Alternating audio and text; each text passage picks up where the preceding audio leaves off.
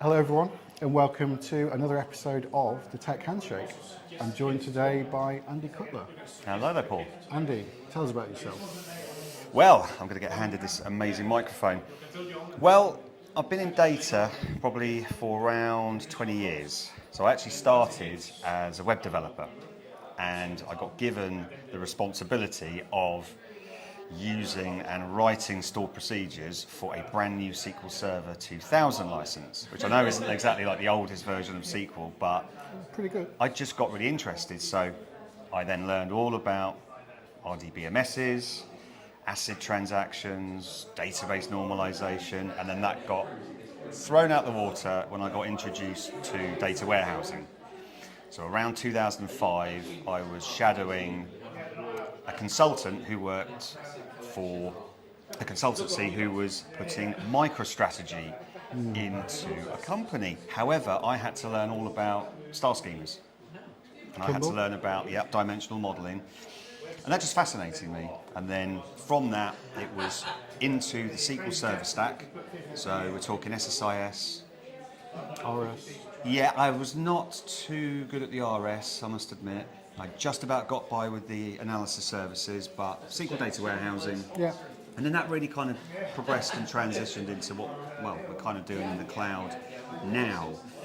I was always on the development and data engineering side, so I didn't really care much about the administration and all that kind of stuff. So as soon as stuff was available in the cloud, that was it. I just loved that, being able to get hands-on, especially something like the Azure SQL Data Warehouse service, massive scale data warehousing. I could just click create and I've got it at my fingertips. Yeah. So I've been working in those services, right up until Synapse Analytics. Now we've got Fabric as well. Yeah, it's not GA, but it's it's coming. Not yet. So that's what I've been doing. Awesome. Yeah. Awesome. Give me the microphone back. There you go. I'm the host. So yeah, interesting career then. So I mean, given your perspective on things, given where you've come from, what advice would you give to those graduates, maybe those people leaving university? They know Python, they can read Python. Yeah. But what do they actually do with it? What would you say to those people, in terms of a career? Right. Well, so in some ways it's mostly about people and not technology. Yeah. See, the technology, that's the thing that you can learn. There's plenty of resources. I mean, you probably remember back in the day getting the SQL Server books online. You had to download a copy and it might not have the questions and it was all a little bit, it could be outdated very quickly. There's so many learning resources now across, well, not just Microsoft, but all the vendors. They make it their business, making their product more understandable. So the technology itself, I think, is just a considered process for you to go through. It's the people. It's working with people. It's understanding what do they need out of it. And especially with data, as you know, we're not looking at creating these platforms for nothing.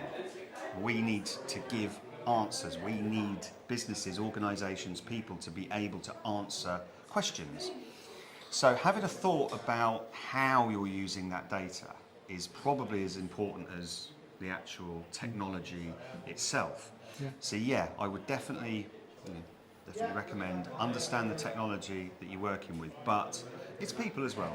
Yeah, it's understanding what makes them tick and what answers they're going to want out of the data, I think. Yeah, great advice.